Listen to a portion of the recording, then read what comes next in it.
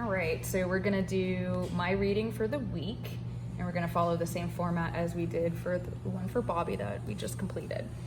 So this is going to be how I should focus my thoughts this week. And we have decided to read reversals. So this is the world. This is the end of a cycle. This is having gone through everything to reach this completion point. It's a conscious awareness of the creative process and the cycle process of life. And we have an Ouroboros in the figure 8, so eternity, but we've got it in reverse. So, Bobby, you might have to help me think about this a little bit. If this is... So it's not... It's not the end yet. I got more to go. That's the quickest way I would You're not read at that. the end yet. Yeah. I'm not, yeah.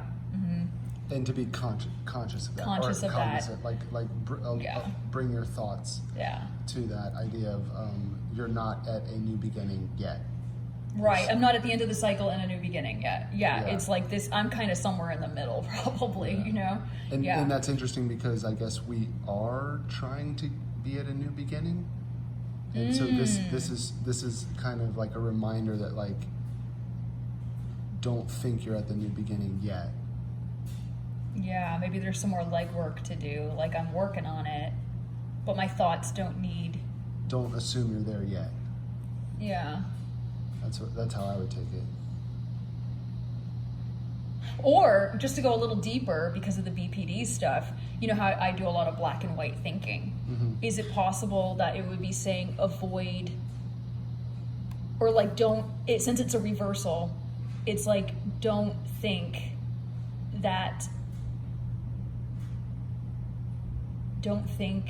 in those terms of the ending, like don't go black and white with it that way. Does that make sense? Like if it's in the reversed and it's my thoughts. Don't think in terms of beginning and end. Yeah. Like black and white. Yeah. You know? Like there is something. I'm gonna let the other ones play out too, and then maybe reassess it. So we're going with thoughts. I don't think I clarified that. We're going with the thought and then the action to focus on and then something to avoid. Mm-hmm. So okay, beautiful. I love getting that card. And this is the action. Mm-hmm. Right. To meet 10 of Pentacles, this is really what I have been going for. And a lot in my own life, also in relation to you, trust, legacy, building a life.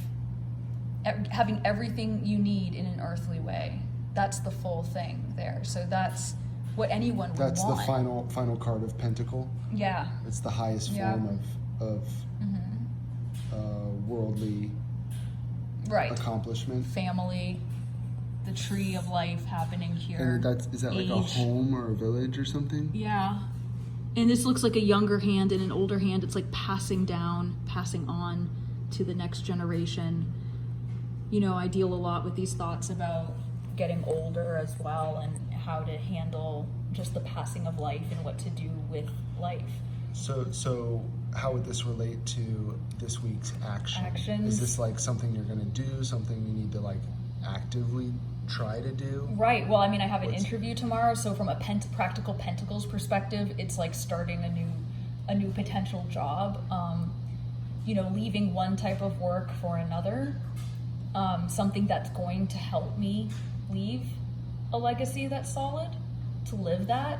You know, and I think that's really obvious for us. We've talked a lot about that, about how I need to kind of embrace a life that actually reflects my core values.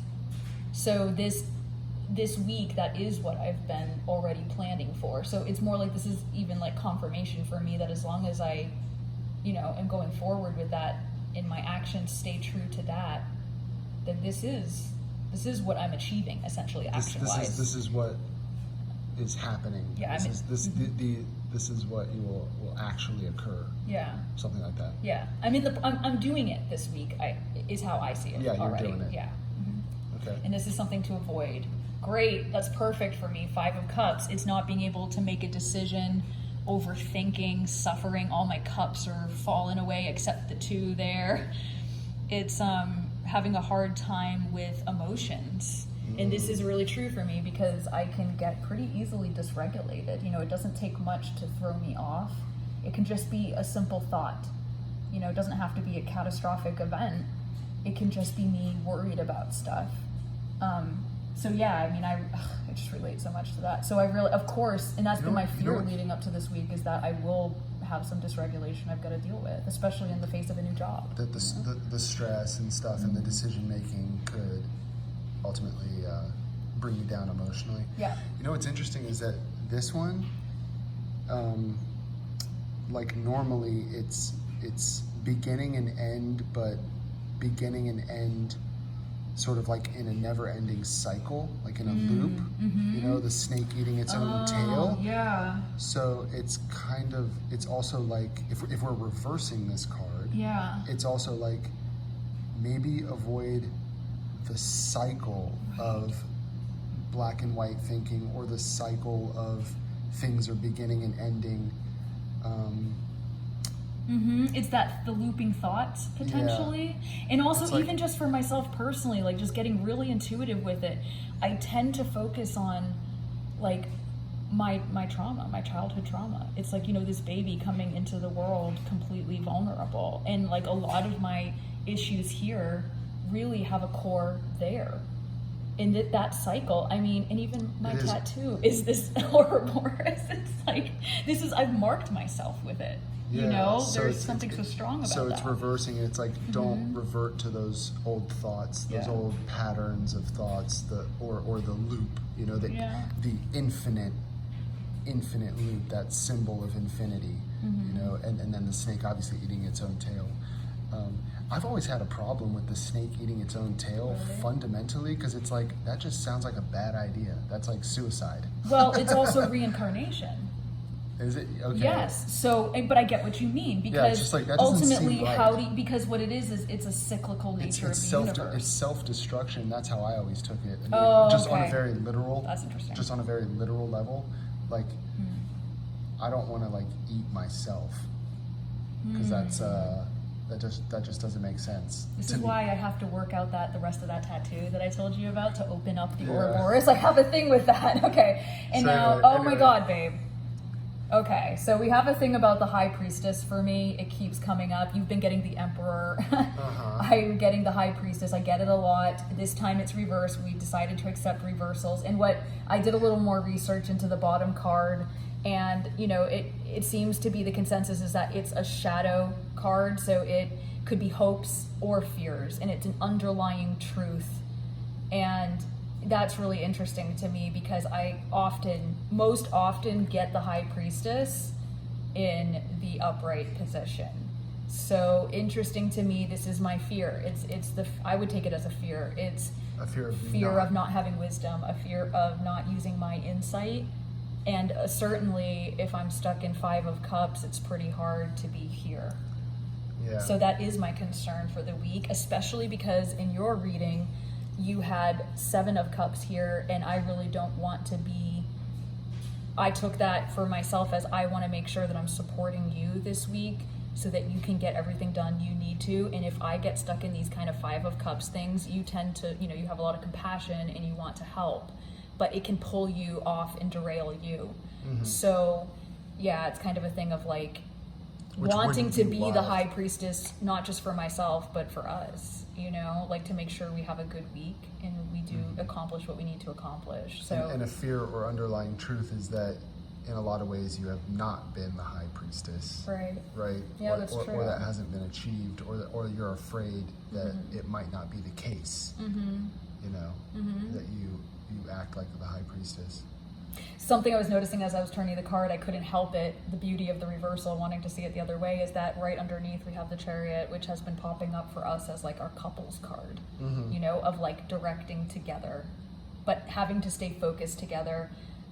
You know, the two birds like reining in those birds to go into the same direction. So that's almost a little more confirmation for me personally, that underlying that we have this action of the Chariot, which also is an event. And to me, like, meeting you is also the Chariot. Like, you being in my life, I feel this way. So it's kind of beautiful that that supports the High Priestess anyway there, you know? It's kind of a comfort for me. It's like, yeah, as long as we do individually what we need to do, but stay on goal together, then I can tap into this for myself, and you can tap into your Emperor. So yeah, I think But actually it was the reads, reversed too. yeah, It's like but Chariot wasn't reversed. High Priestess was, yeah. But Yes, but it's like I obviously have to deal with that. Yeah, but it's an ongoing thing, you know. Even being able to talk about it shows a certain amount of High Priestess understanding, but it's taking it to the next level that really brings you there. It's through the action that I can reverse that. So I think alone our two readings are great, but they also complement each other. Yeah, there is a bigger picture. Yeah, it's interesting. The reversal stuff is interesting too. And I know for mine, with the reversal of the Emperor, I think in my video we kind of decided to turn it back right. Yeah. Right? But, you know, afterwards we were talking about it, and when we realized that the bottom card can be interpreted as like a shadow card, or like a fear, a hope, or like an underlying truth. I guess for me, like, I got the reversal of the Emperor, which for me, my worry about time management and how my week's gonna go as far as work, the underlying fear is that I'm not being the Emperor, or that I won't be the Emperor, that I won't be ruling my kingdom correctly, I won't be protecting my kingdom, I won't be stable. You know, that's the fear for sure, and that's how I ultimately took it, which was after the video. Right. And then, nice little parallel, you got the reversal of the High Priestess. That's like your version, which once again would be like a fear of not being wisdom, or not being wise, I should say. Yeah. You know, that kind of stuff. It's interesting that we both got reversals of like what we want to be. Yeah. Which I think it captures a worry, an anxiety, or like a fear, or like this underlying truth that that is not a pretty truth. Yeah, I mean, I really can say that this is quite accurate. So, yeah. So this kind of informs your week. Yeah. And I got my reading for the week, which I thought was useful. Yep. And you got something out of this? Yeah, I did. Cool. All right. Great.